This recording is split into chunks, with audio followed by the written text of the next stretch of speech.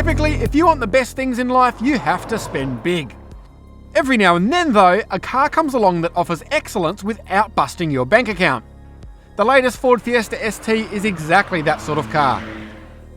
It's taken a long time to get to Australia, but it's been worth the wait.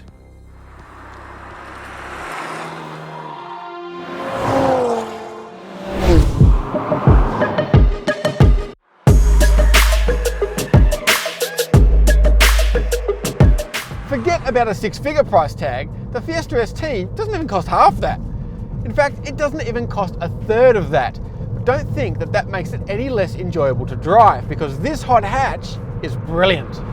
Now, I'm aware that that somewhat kills the suspense, but if you're a fast Ford fan, you probably already know this car is good. What this video is going to tell you is why it's so good.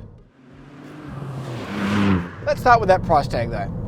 $32,290 still sounds pretty reasonable, but it's a massive $6,000 hike over the previous Fiesta ST. Now, inflation accounts for some of that, but in real terms, it's about a $4,000 increase.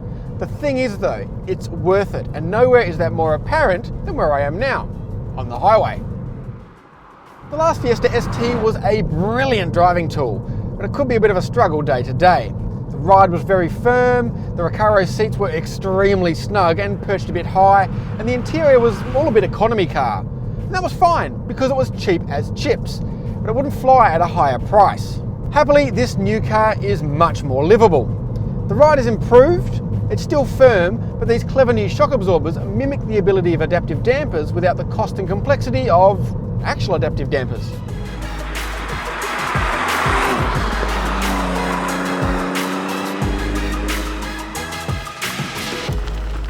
The biggest lift though has come from the interior itself. You can now get these seats down nice and low and they aren't so squeezy. There are still some cheap plastics in here, but overall quality is much better. Everything you touch feels much more premium, whether it be the leather wheel and handbrake or these rotary dials for the ventilation and infotainment.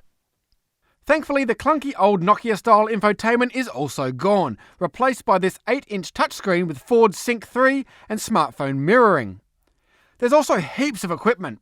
Heated seats and steering wheel, 10-speaker B&O stereo and a full suite of active safety gear. It all adds up to a car that's much nicer to just drive around normally. Some will bemoan the lack of a 3-door layout, but it makes the ST so much more usable, and it's still a good looking thing.